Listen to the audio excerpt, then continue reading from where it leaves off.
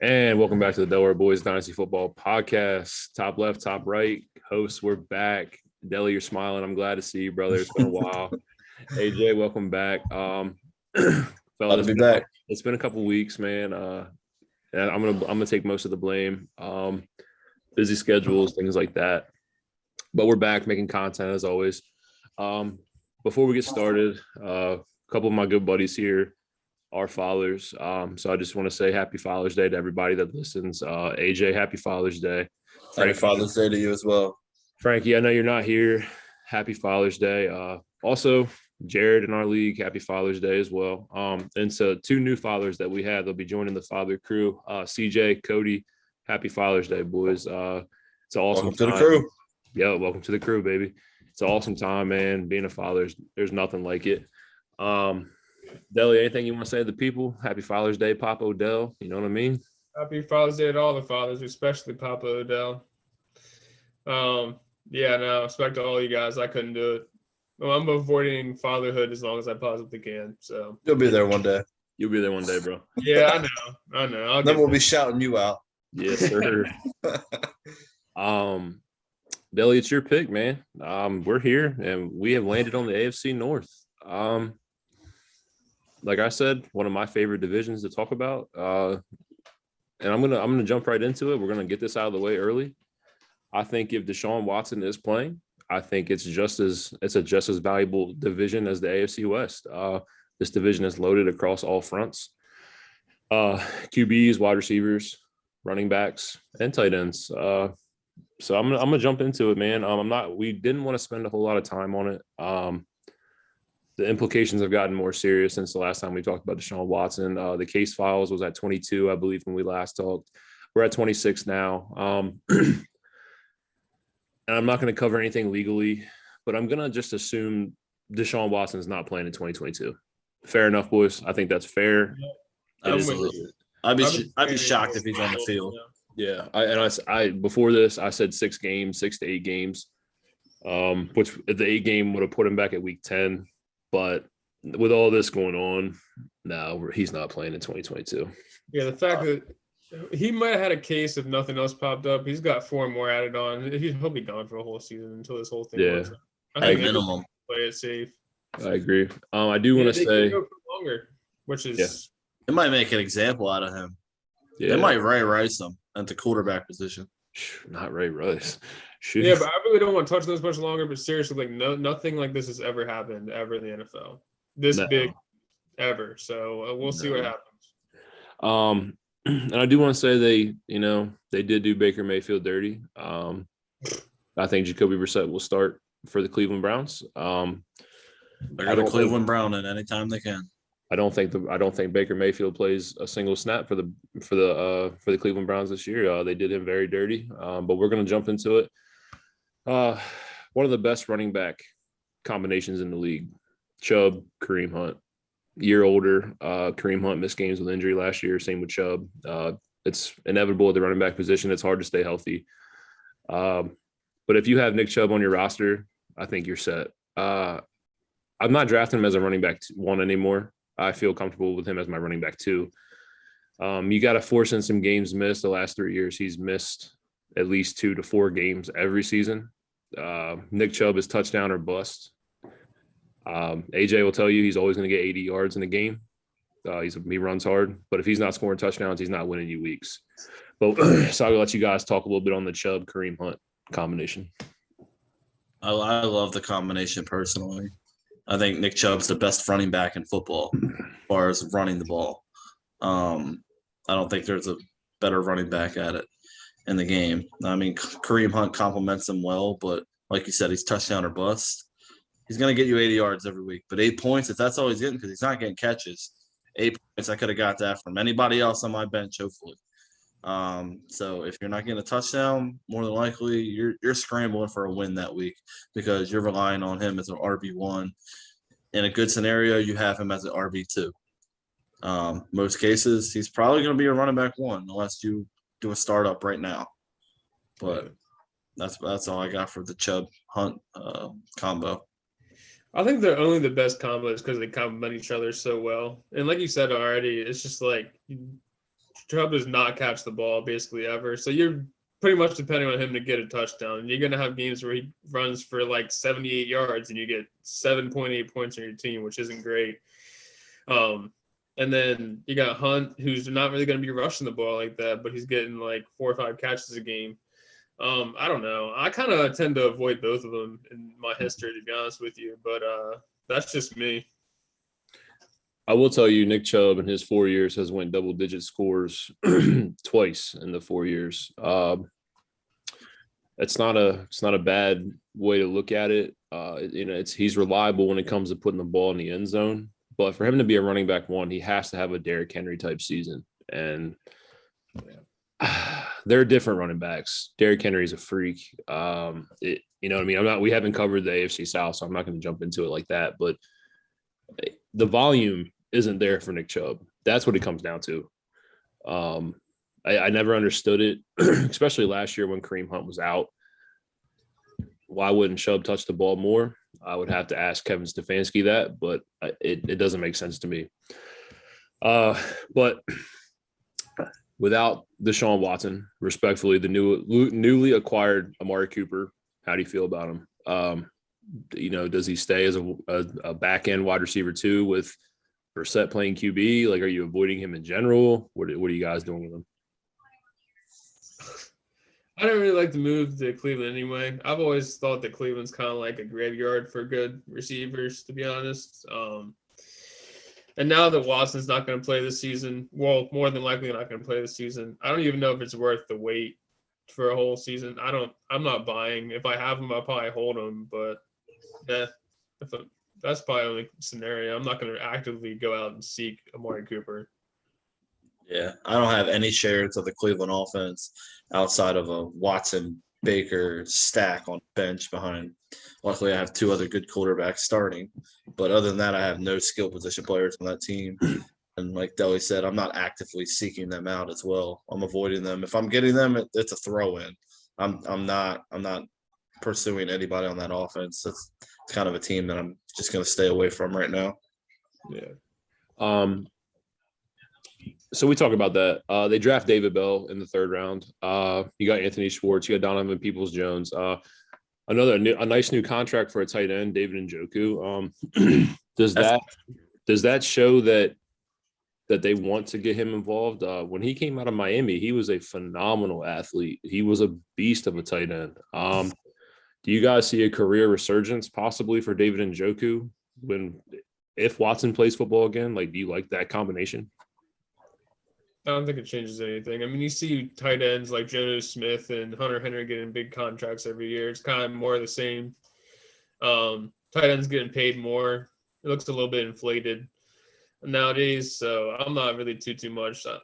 They haven't used them in the past. Why would they change now? Watson's probably not going to play, so what's the point? I don't know. Yeah, I didn't understand paying him that kind of money. I know he is a above average pass blocker for tight end. I know that's valuable, but to get as much money as he did for an above average pass blocker and mediocre pass catcher, because I say mediocre because the way they involve him, not on a talent standpoint. I did not understand the contract. I don't think his numbers are going to improve any more than he's already showed us, especially with the quarterback position being so shaky. I agree. Just for the record, I have nothing against Njoku. I think he's a fantastic player. He was great out of Miami. I loved his college career, but I don't know. I think it's just a usage issue. Mm-hmm. Okay. I know you guys are avoiding any stashes from this offense that you find interesting. David Bell's the only one, just because, I mean, as of this day, he's not dropped a single pass in any of his fucking whatever in training camp that we're in right now. It's pretty insane. Yeah, David Bell is a good stash. I mean, you're getting him in late 2nd, early 3rd, depending on how many teams you have in the league for your dynasty rookie startups or dynasty rookie drafts. I was a Harrison Bryant fan coming out of college, but I mean, Njoku definitely just getting that contract kind of pushed Bryant to stay in that backup role and so he's kind of a stash fade for me now. But I did like Harrison Bryant's talent. I think he's good. He's a good guy to keep your eye on once he gets to that last year of his contract to see if he can get out of Cleveland. Depending on how deep your league is, I tend to like to look at that type of stuff. But other than that, I got nobody. I tend to not have any picks in rookie drafts. I tend to trade into picks. So I don't think I would ever have a chance to have a David Bell. So I'm going to say Donovan Peoples-Jones. I think as an established wide receiver on the roster, I do think David Bell is going to be the 3 slot. I like the guy playing opposite Amari Cooper. I don't think this is going to be a high-powered passing offense, but any wide receiver 2 on a team, I'll take a chance on. He was a freak at Michigan. Yes. I mean, he's an athlete. He made some big plays last year too. Yeah, he did. But I just, like you said, I don't see that passing attack being heavy at all, especially if Brissett's behind center. I mean, what are you looking at? Around 3,000 passing yards out of that offense? Yeah, I would say that's not a good fantasy number. I would say at best he probably has like 175, 180 passing yards a game. Nothing. All right, he might have a couple 230-yard games. I mean, at that point, he's just game managing in the first place. Literally. Not really doing it. I mean, best case scenario is handing the fucking ball off 20, 30 times a game. This might be a year Nick Chubb gets some catches. He's going to have to. Kareem Hunt. There are 2 running back sets out there running little angles. It makes it easy, too. I mean, I know you're going to see a lot of stacked boxes if you're Nick Chubb, but you do have the best O-line in football. You have, very capable pass blockers on the outside, or run blockers. I'm sorry, excuse me. And then Joku and Amari Cooper and guys like that, they are decent at what they do. Nick Chubb could have a monster year. We're going to see. We're going to find out. What's the win total for them, or over under? That's a good question. I'm definitely smashing the under on anything they have. I'm gonna say it's probably. It's had to have shifted. With the recent. I'm gonna say probably 8. I'm looking it up right now. Give me 1 second. It's probably. They're probably 7.5 if I had to guess. I'm gonna say 8.5 is what they probably are put at. God damn! Why can't I not find it? What the fuck is happening? And then what was their points per game last year? Points per game last year for them was 22.5. 22. I'm taking the under on that. Oh, absolutely. I'm smashing an under. I don't think they average 20 a game. I don't see 3 touchdowns a game out of that team. Mm-hmm. Will they get it? Yeah, but not at an average. Well, the Browns are not even listed on here. Oh, they can't list them. Oh my! They have no idea who quarterback is. All right. So let's do this. So we're gonna put an asterisk next to it. Why can't I find the fucking Browns? I was just like, oh yeah. I'm gonna put it at 8 games even. Take the under. Obviously, give me the under. But. Same, no questions about it. See that picking in the top 10. Yeah, I definitely agree with you. Let's jump into it. Who day? Hey, whoa, no. You already skipped over him once. We're not going to skip over your team again, buddy. What's going on here? This is Deli's division. All right, you let him pick. All right, Deli, you do it. Fuck's going on? How you feeling as a Steelers fan, newly acquired Kenny Pickett? How you feeling?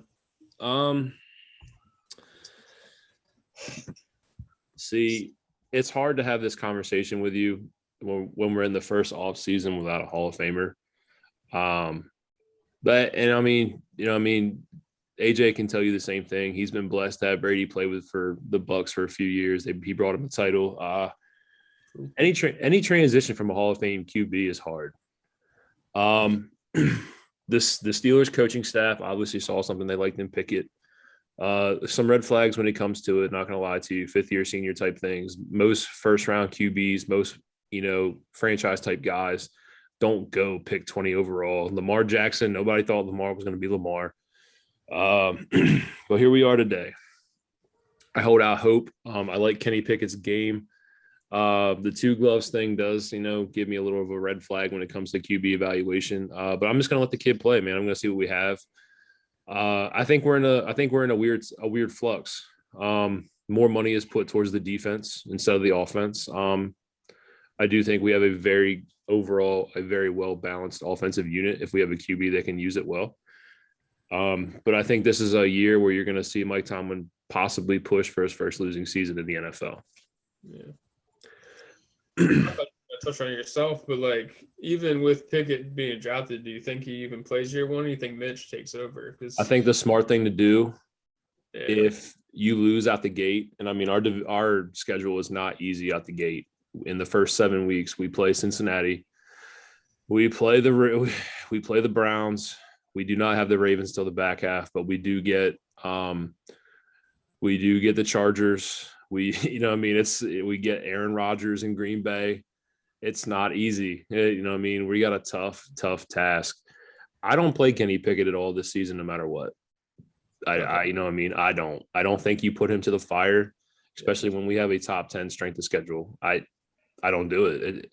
It kills confidence, and I'm not willing to do that to him. I think we see Kenny Pickett at some point. I think Tomlin is a coach that's not so patient. He's gonna see what Trubisky's not doing for them, and be like, let's just take the chance on Kenny. Let's see what we got right now. I think that makes the most sense. Like you said, going from a Hall of Fame quarterback for the last 16 years. 18 years, yeah.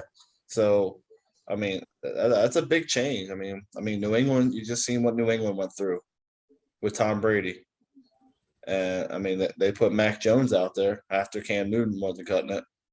We got fucking Daniel Jones for the goddamn Giants. Right. I will say this, though. You do prove a good point. Mike Tomlin is not patient. If you're drafted in the first round, you are expected to produce. Most of Mike Tomlin's first-round picks play early and play often. I guess my question to you guys is it because it's a quarterback? Does that change things a little bit as opposed to like a edge rusher, wide receiver, running back, guys like that? Does that change things? Because this is your captain of your team. This is the leader of your roster. Does that change things? Of course it changes things. Like you said, he's the captain. But you also want to make sure he's ready to get out on the field. You're doing everything you can right now in OTAs, training camp, preseason, make sure that he's ready. You're going to want him to see live in-game action from the sidelines early in the season as well, though. I mean, I think that's smart to notice what Mitch isn't doing and what he is doing right on the field in true game situations, not in preseason, when teams are testing out different schemes, different formations out there to see, is this going to work for the regular season, rather than what that team is actually throwing at you week 1, week 2, week 5, whatever the case might be. And Tom would be like, hey, you see what they're doing there? You see what Mitch isn't doing? And then, but like you said, and like I touched on already, he's not very patient.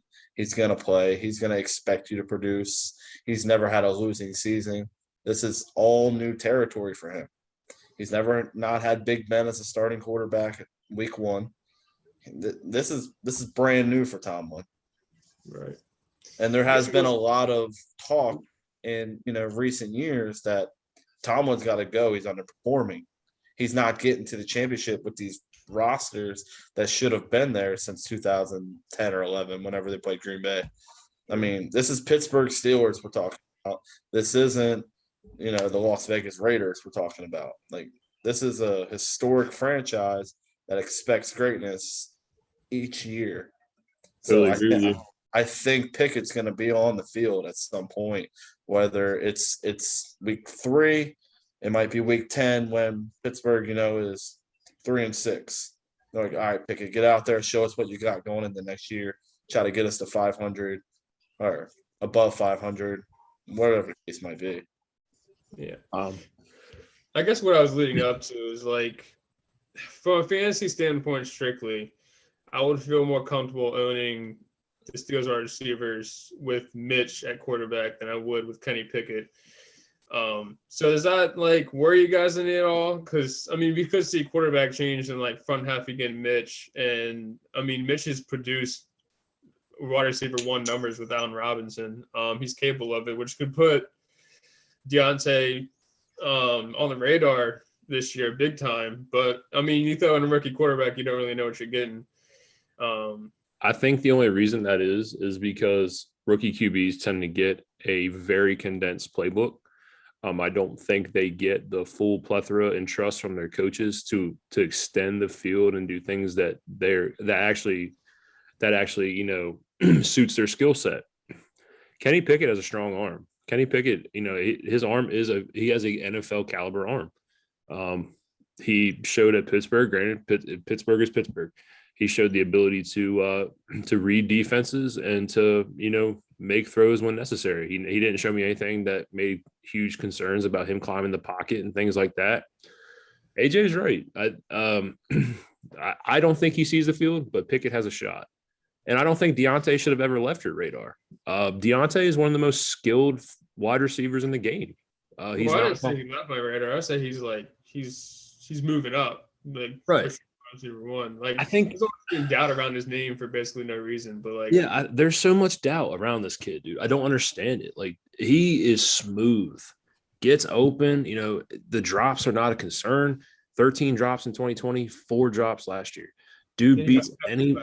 He can beat any corner in football. Talent got 3 shares of Deontay Johnson in the last 2 months. Exactly. I like Deontay, like you said. Bro, he's a beast. Mitch is going to pepper him. He relies on his number one target.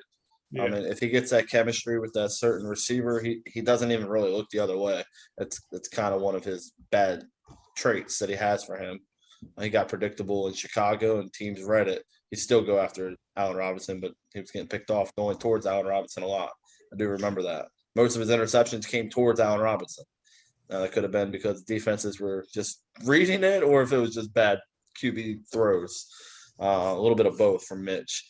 But I think you also brought up another thing. It's going to be a condensed playbook, but Deontay kind of fits a condensed playbook. He does. I mean, he's not a real deep threat. I think that's more Claypool from your wide receiver standpoint there.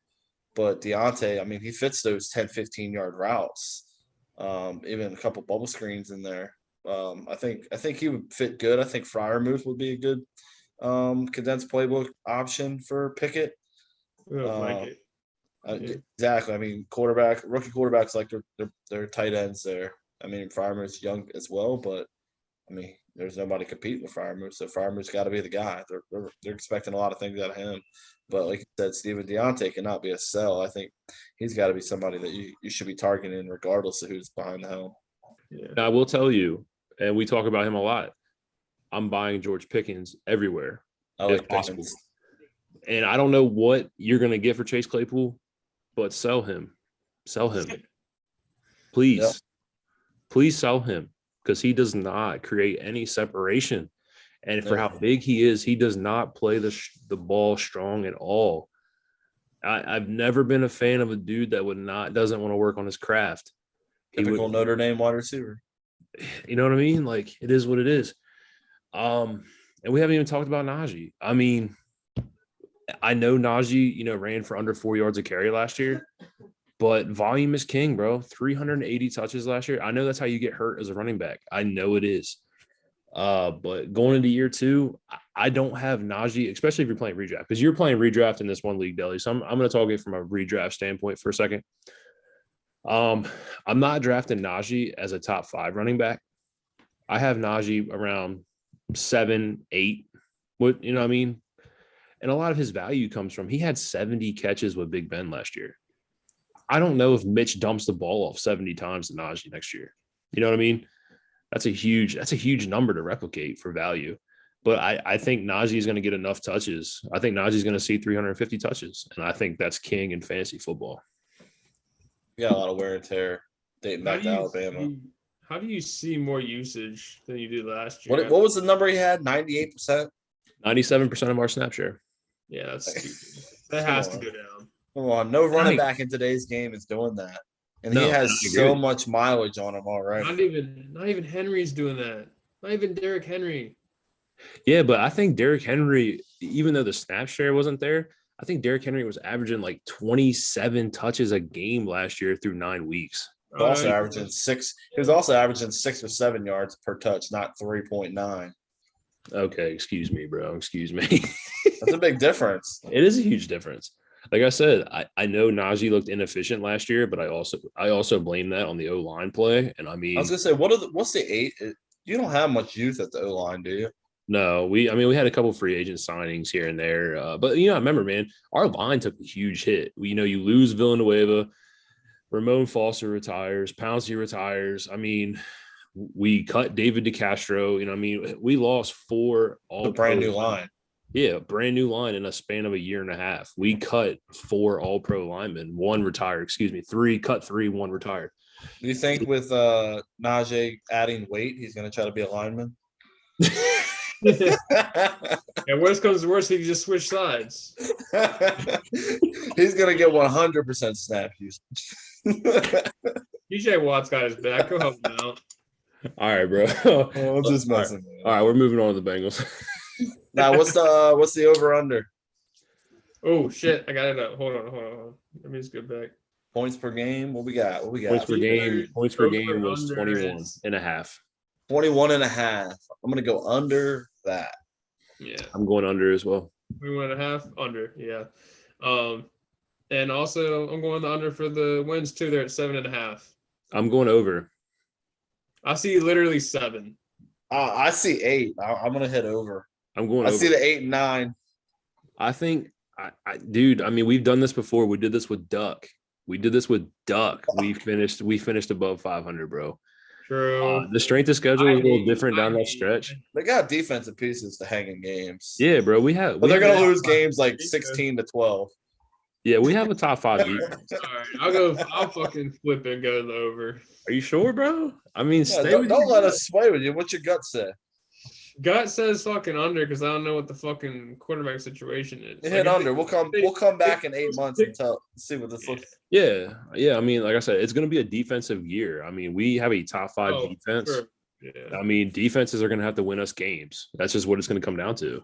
This is going to be an ugly offense. Same with Cleveland. It's going to be an ugly offense. Yeah, it's gonna be tough. All right, boys. The biggest turnaround in my eyes, one of the biggest turnarounds in NFL history. You go from 4-12 to a Super Bowl run. Who day? Not consecutive seasons. Who day? Let's get into it, man. This team skipped over that. What'd you say? Fucking skip over it. Fuck it. What'd you say? No, what'd you say? I didn't hear you, bro. I said, there was a season in between that, but yeah. Okay, sorry. You know what I mean? But, you got to count that. It does not count. It's a build. It's a rebuild. If you want to count the Burrow ACL tear, that's cool. But all right. So, like I said, they turned it around fast. Super Bowl run, lose the Super Bowl, obviously. They came back with a vengeance in the offseason. They really said, we're going to help Joe Burrow. 51 sacks last year is awful. Burrow cannot get hit 51 times. You bring in Lyle Collins, you bring in Alex Tappa. They brought in another guy from the Patriots. I'm drawing blank. Backup center, guard, whatever it was. Yeah, I'm Joe drawing. Thunley, I think. Joe Thuney, yes. Thuney, they're going to keep Burrow upright. I didn't see anything on the defensive side of the ball that really stood out to me. But I know they re-signed Jesse Bates, which is huge. But to me, one of the best offenses in the league. And then you add O-line pieces. Yeah. Let's get into it. From a dynasty standpoint, we could just say to move on is that Burrow and Chase are definitely the best stack for a quarterback receiver. It's not even close. For dynasty purposes? Yeah, absolutely. I have looking at a different story, but for dynasty. And you're not as high on T. Higgins as I am, but bro, T. Higgins is a monster in his own self. He's a monster. Love Higgins. Monster, bro. I love Higgins, but been overblown now. He's going way too high in drafts. The only reason he's not, you know what I mean? The only reason is because you play next to Jamar Chase. That's it. What do you mean? That's the only reason you need. But the fact is this dude gets peppered with targets. He averaged 8 targets a game last year. No, I mean Joe Burrow does, even though he has Chase, he does tend to spread the ball still. Yeah, I know it's his rookie season, and I know you're probably looking for, uproot in targets for Jamar Chase. He out-targeted Jamar Chase last year. Yeah, He did. Jamar get more this season, undoubtedly. Right. And Jamar was just that big play explosive guy. I think he averaged like 18 yards per catch. You know what I mean? It was Jamar Chase's numbers were insane. But just remember the fact that Higgins missed 2 games and he still out-targeted Jamar Chase. I don't think it's crazy that T. Higgins can go for 1,200 yards and 13 touchdowns. I don't think that's crazy. I can see the 1,200. I don't know about 13 touchdowns, but I mean, I came on here early in the season and said that I could see a 15 touchdown season this year or next year from Higgins. I think Higgins is the Bengals wide receiver to target in fantasy. He has for the value. I think Chase has more talent, but Higgins, I mean, the target share is there, the catch rate's there. Higgins, I mean, his hands are for sure. I mean, Burrow's going to spread the ball. Chase is going to draw the attention. They have the opportunity to make Higgins a wide receiver 1 for sure. I think if anybody can make 2 wide receiver 1s, it's that offense right there. Yeah, Palmer did it. Palmer did it with Hushmanzada and Chad Johnson for multiple years. That was a stout offense. The O-line depth, the O-line additions. Does this make you feel more comfortable about Joe Mixon? Granted, Joe Mixon had the best season of his career. Joe Mixon is now 25. We've seen him for 4 years now in the league. How do you guys feel about Joe Mixon going into the season? Regression in a fantasy point. I mean, he's a very up and down guy if you look at his points per season the last all 4 years. This was his healthiest season, I believe. yes. The offensive line additions do help for sure. But I just think there's a little bit of regression when it comes to fantasy points. So I guess my question to you is regression. He was running back PPR number 4. Where do you have your regression to? To what point? Are we talking about like falling out of the top 10 completely? I don't see out of the top 10, but I mean regression from a top 5 running back to just a top 10 running back. I mean that's regression to me. Yeah, for sure. That's what I'm asking. I'm saying like right. I can see.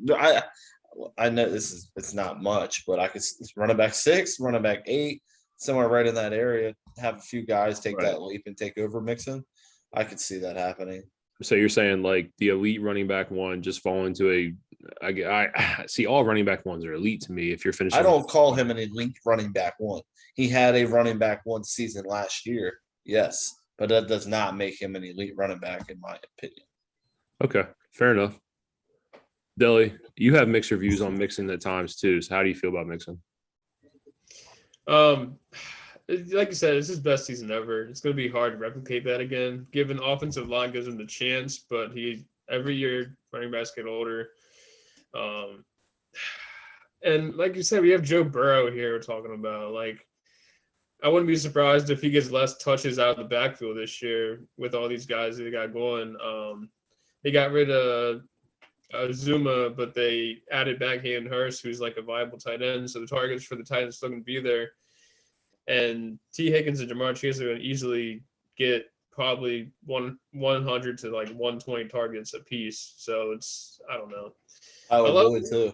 I love the talent and Boyd. I love the talent of Joe Mixon, but I don't see how he could have a better season than he did last year. And probably like RB7 for me if I broke it down. Yeah, you bring up a good point though. So Joe Burrow only had 520 pass attempts last year. Granted, he didn't play week 18. Excuse me. I gotta say that. It's weird saying that. Still getting used to that, but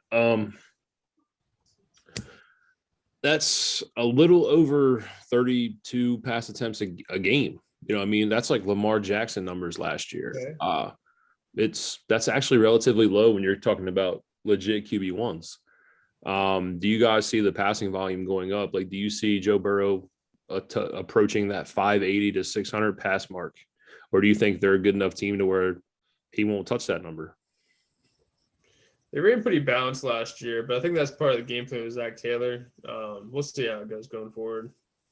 I think with the acquisitions of the offensive line depth, obviously it's to protect your franchise quarterback in Burrow, but I think it does come more so. I mean, they want to run the ball a little bit more, whether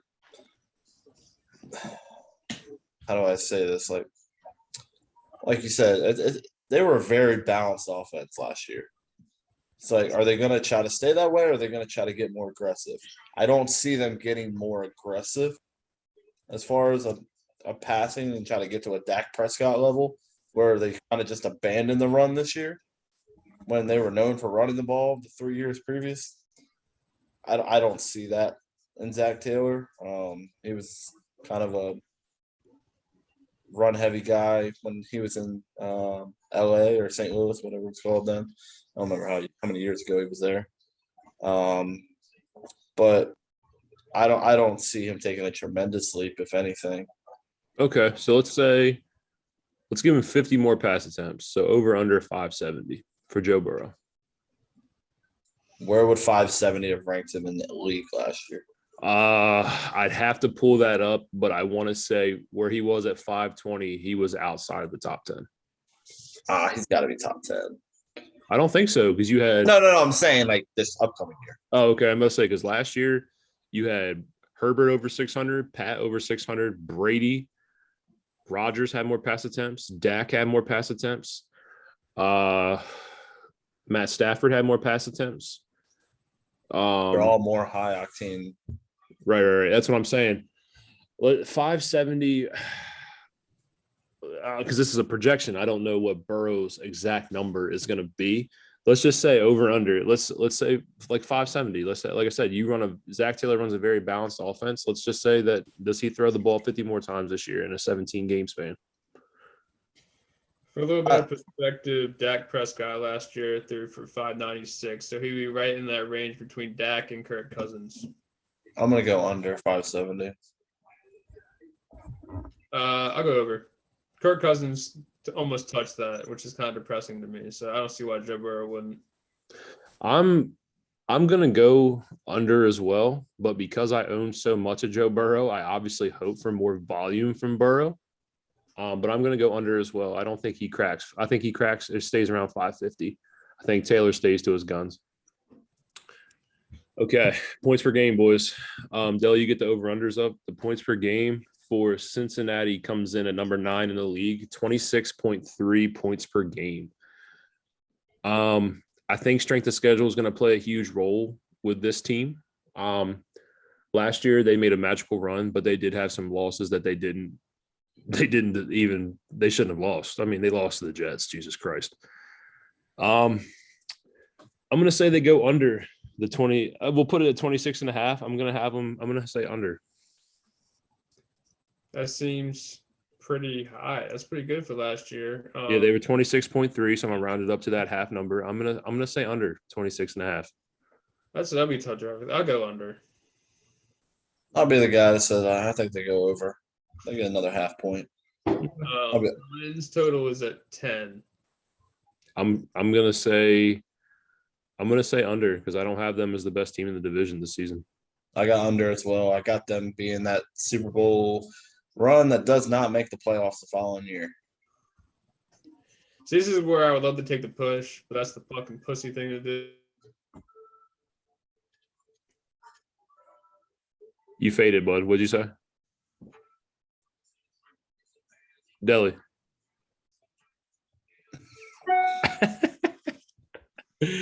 Oh my god. And go. And talk. Hey, there you are. Anyway, when did I cut out? You said you wanted to take the push but that's the pussy thing to do. Oh yeah. Just give me the under. Fuck it. You know what? I'll be the one to say it's over. Fuck. They can get a boy. Who gives a fuck? They can I'll be a follower. Yeah, fuck it. They'll win the goddamn division. All right. And that leads to the Your favorite team. Baltimore Ravens, boys. Ravens are a fun one. I don't know how to feel at all. Dude, I'm telling you, man, I fucking hate Washington. God, I hate Washington. How do you let Kyle Hamilton come to this goddamn franchise, man? So the Ravens led the league in players on the IR last year, drastically affected everything that we're going to be talking about today. They had a 27th overall defense last year. That's obviously not happening this year, barring health. You get Marcus Peters back, you get Marlon Humphrey back, you get Kyle Hamilton, a fresh face. You didn't lose anybody. You re-signed Calais Campbell. You re-signed the old OG veteran, Marcus Williams. Marcus Williams. Yeah, the safety from New Orleans, the all-pro safety. You get Marcus Williams. I think they have the best defense in the AFC outside of the Chargers. I think they have the best defense in the AFC. Lamar's healthy. Hopefully Dobbins and Gus are called back up to speed. You draft Tyler Linderbaum, the best center in the draft. No center has ever missed as a bust.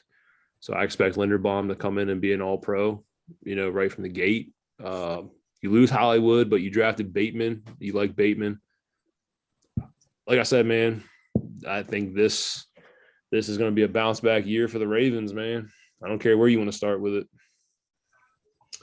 Yeah, sorry, I'm still talking on the win totals here, but shit. As of today, what's today's date? It is June 18th. I don't know when this is going to be uploaded.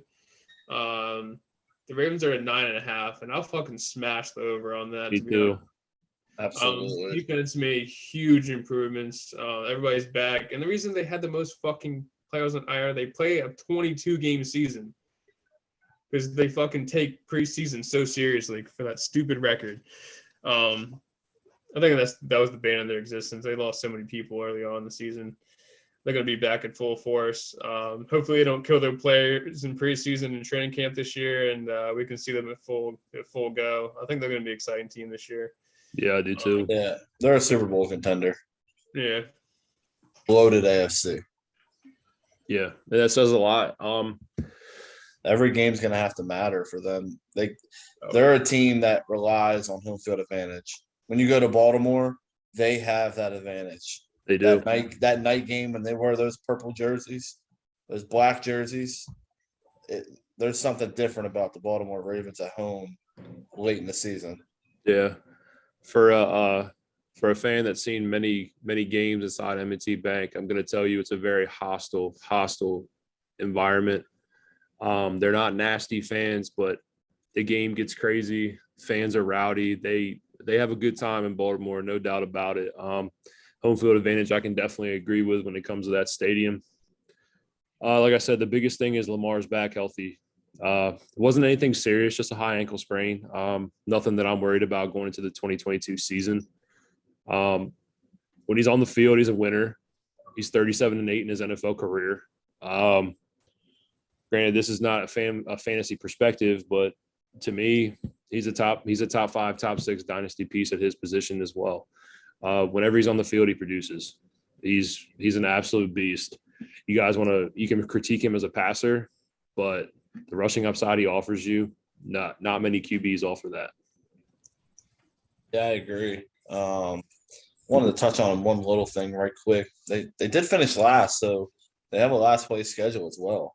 That's definitely going to help out on the 9.5. I think I saw a stat a couple of weeks ago. It's like 12 straight years a team has finished last and made the playoffs the following year throughout the entire NFL, not just that division. I think they're the team to pick this year to do that. But yeah, as far as Lamar, I mean, he's a QB1 for sure. The rushing total is his alone is all you need from him. So passing is just added on top of that. I mean, he's good for 25 a game pretty much in fantasy and he can get those big games where he's getting you 42, 43 points a game. And you're just loving life, even with the subtraction of Hollywood Brown. I mean, he's still going to pepper Bateman, Andrews, whoever's out there on the field, it's going to get the ball from Lamar.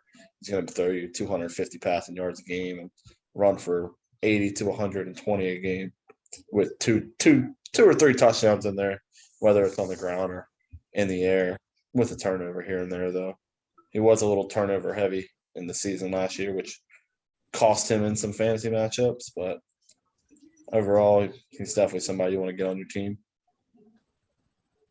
Yeah, give me Lamar. I don't fade Lamar too much. I have almost always passed on him. But Give me Lamar. I always pass. Fuck it. give me Lamar. Yeah, you know, I'm It's very contradictory. this league got deleted. So fuck these motherfuckers that kicked me out of this league. I linked in one of the videos. I hope y'all listening. Eat a fucking dick. Wasting my time.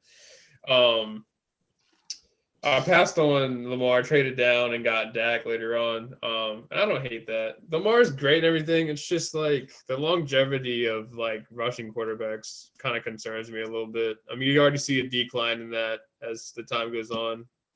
But I guess my question to that is like, who are you comparing him to?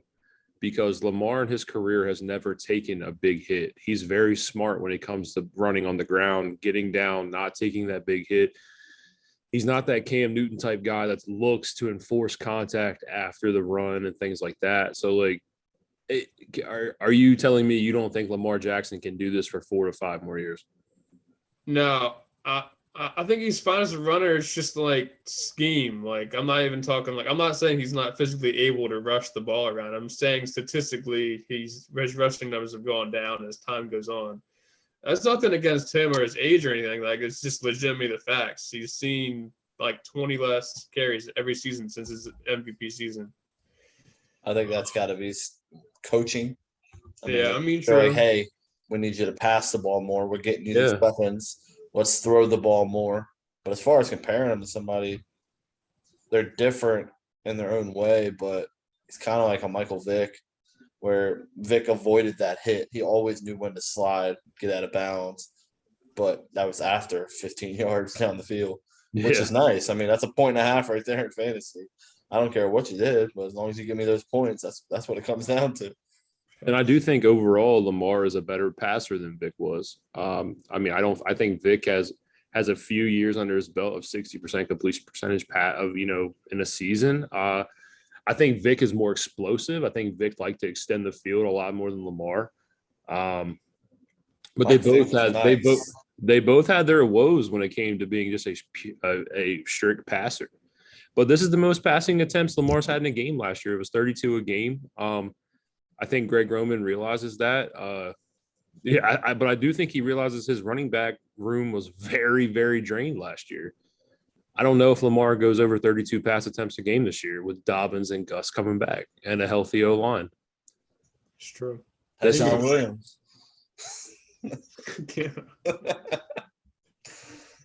And out of those 32 pass attempts, Mark Andrews is seeing at least 10 to 12 targets every game.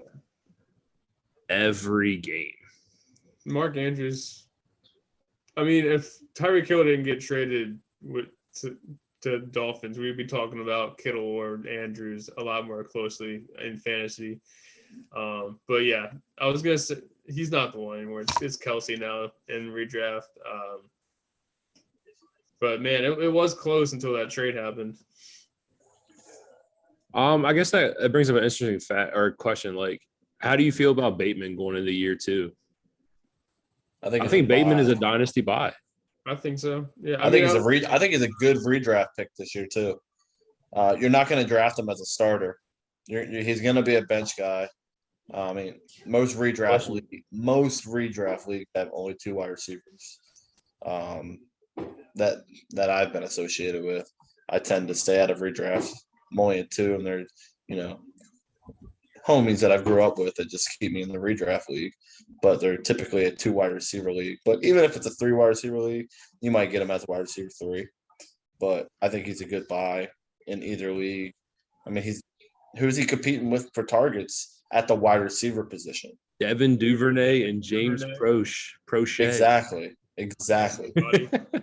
So I mean, what's different there than it is a running back? I mean, if the the load is there to get, I'm taking that chance. Yeah. I agree. I mean, I think he serves the same share that Marquise Brown did. So, Right. And he put up wide receiver 2 numbers last year.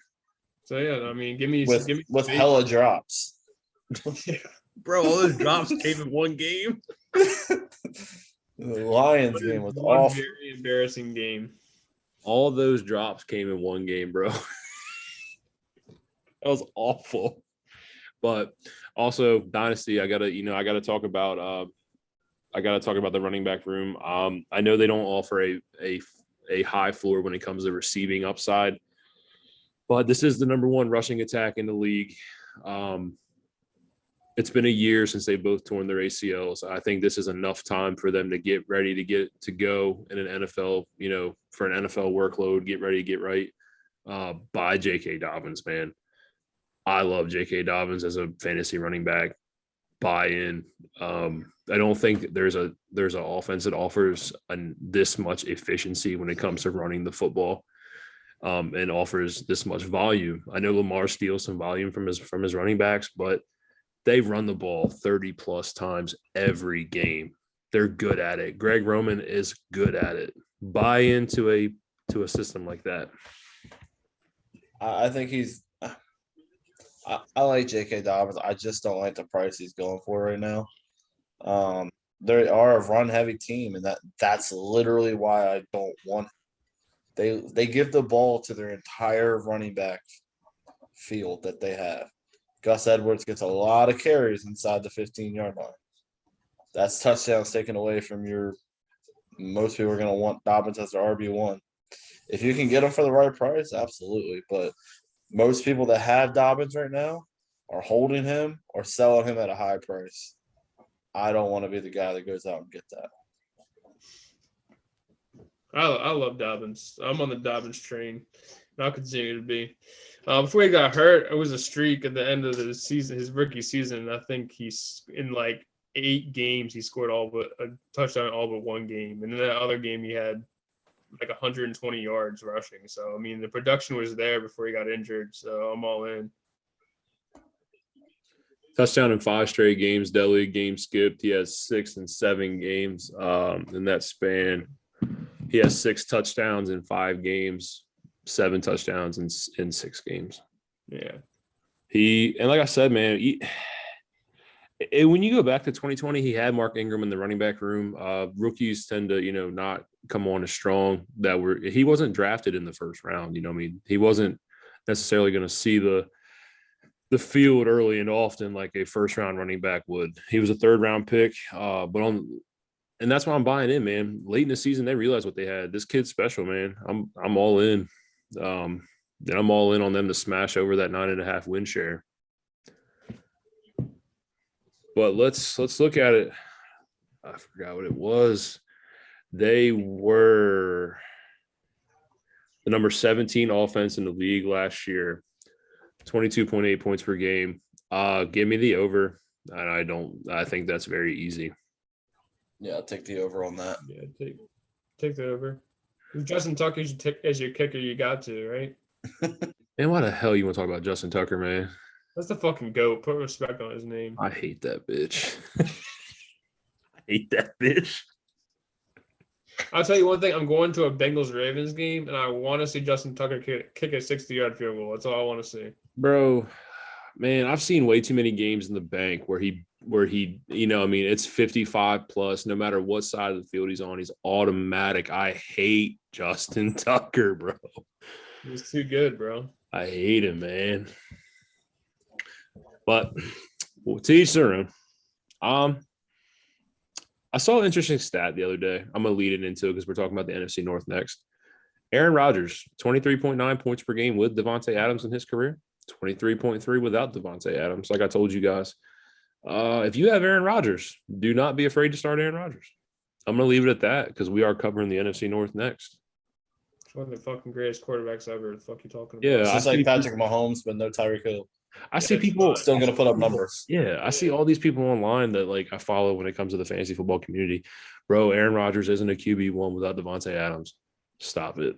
Yeah, he is. Stop it. Please stop it, bro. Somebody's getting that ball. Alan Come on. Lazard, somebody. It is precision.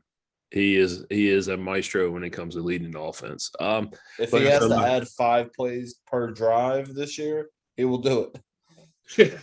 Yeah. Like I said, I'm not going to get into it too much. We will be covering the NFC North next podcast. It's great to be back, boys. Thank you for being patient with me. Deli, anything you want to say before we get out of here? Yeah, strike's over. For those of you who don't know, our great guy over here, Steven Chalmers, we had 4 videos in queue. 3 or 4 videos in queue. I had 3 I was videos. on, in I was queue. on strike to not record again until I'm glad to say that strike has ended and we're back to recording again. So happy to be Yeah. back. Yeah, it's been rough. I apologize, guys. But all 3, video Monday, video Wednesday. Monday's the AFC West. Why are you saying this? It doesn't matter. It doesn't matter, but I'm just saying. It happens, man. It's life. We'll forgive you this time. Yeah. But I don't want to Um, happen again. The viewers need us. It was great. Yeah, it was great. It was great seeing you guys, man. I appreciate it, guys. So next podcast, we'll get it up together. Hopefully Frankie can join us. I know Frankie's been busy. So I'm not recording again. New strike. I'm not recording until Frankie's ready. New strike. Oh my God. Other than that, fellas, we appreciate it. Happy Father's Day again to everybody. And we're out.